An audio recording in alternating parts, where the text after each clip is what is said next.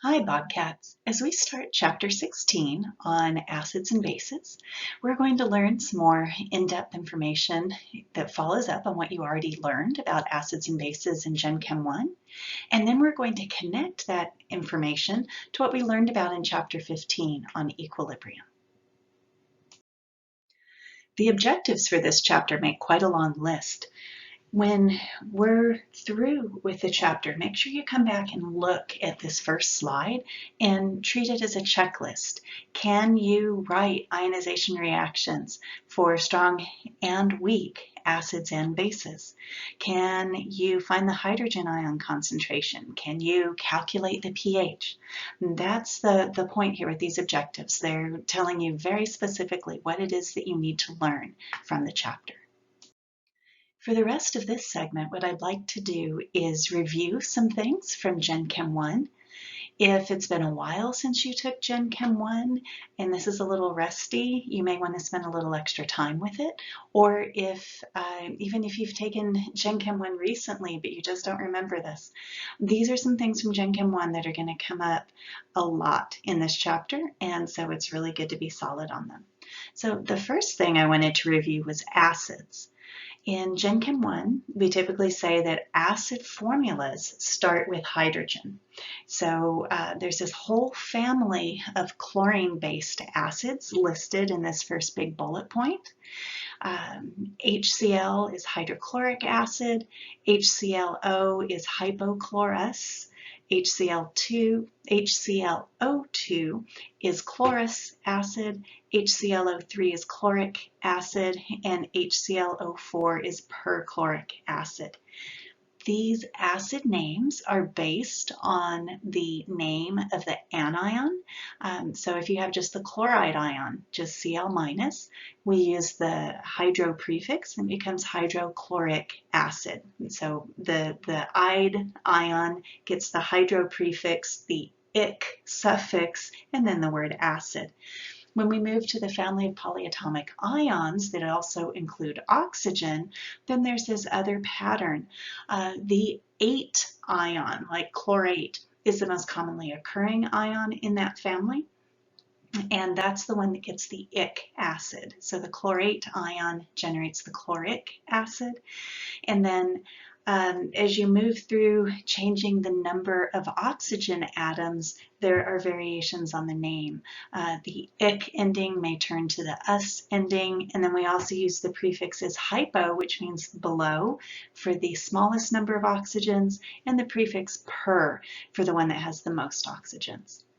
Okay, so review that acid nomenclature if you aren't remembering that. Also, we have the concept of strong acids versus weak acids. Strong electrolytes, whether they're acids, bases, salts, or whatever, are substances that completely ionize when they hit water. For the acids, there is a short list, and you really do need to be able to identify all of these acids as being strong acids: HCl, HBr, HI, HNO3, H2SO4, HClO4, and HClO3.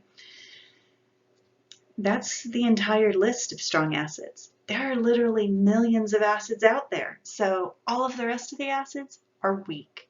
In GenChem 1, we talk about weak electrolytes as being things that ionize just partially. So most of the molecules will stay in the molecular form, but a few of them will dissociate. It'll be around 1% dissociation. That number can be bigger, that number can be smaller. It all depends on what the equilibrium constant is. Because yes, the weak acids establish an equilibrium with their dissociation. A classic example of a weak acid is acetic acid, HC2H3O2. We will add a lot more acids to that list in this chapter. And again, the way you identify a weak acid is because it will not be present on that strong list. And most of the acids that we work with will start with H in their formula, but not all of them, and we'll get to that later in this chapter as well. The images on this slide are trying to illustrate what we mean by complete ionization versus partial ionization. For this chapter and the rest of the semester, we're going to use HA to mean a generic acid. So H, and when it ionizes H plus, is the active ingredient in an acid. Then the A minus is everything else from the formula that's left over after the H plus has left. So in hydrochloric acid, the A minus would be the chloride ion, Cl minus 1. In acetic acid, it would be the acetate ion, C2H3O2 with a -1 charge. And so if we have a strong acid, that strong acid will give us H plus A minus. And if you look into a beaker of a strong acid, all you will see is H plus and A minus, because as soon as that stuff hits the water, it breaks apart into those ions. Now, in the case of a weak acid, instead of having a one-way arrow going to completion, we have the two-way equilibrium arrow, and the equilibrium constant will be small. It will be small, meaning it favors the reactants over the products. So if you look into a beaker of a weak acid, most of what you will see are complete HA molecules. Only a tiny fraction of them will have dissociated to give you the H pluses and the A minuses. So when you look at the particles present in a weak acid, for the most part you see molecules. Maybe 1% of them will have dissociated, giving you H plus ions. So if we have a 1 molar solution of a strong acid versus a 1 molar solution of a weak acid, we have really different concentrations of H plus ion. In the strong acid, it will be fully 1 molar for H plus since everything breaks apart. But in a weak acid, we have to do an equilibrium calculation to figure out what that molarity will be for the H plus ions, and it will be much smaller than the 1 molar. In GenChem 1, you also covered bases. The strong bases are ones that contain hydroxide ion and ionize 100% when they hit water. Those include all of the group 1 hydroxides, lithium hydroxide, sodium hydroxide, potassium hydroxide, and going on down the list. But also the heavier group 2 hydroxides, starting with calcium hydroxide and moving on down. The lighter group 2 hydroxides like magnesium hydroxide, they don't get considered strong bases because the solubility of those compounds is so low. What dissolves will ionize fully, but the problem is only a teeny tiny amount of it will dissolve. So they're generally not considered to be strong bases. We start with calcium hydroxide and move on down the table for the strong bases. The weak bases are going to ionize just a small amount, and it turns out, like the weak acids, they're going to establish an equilibrium, and so we'll have to do an equilibrium calculation to figure out their concentrations. Ammonia is the classic example of a weak base, and so if you're ever asked things about weak bases and you're having a hard time visualizing them, think of ammonia.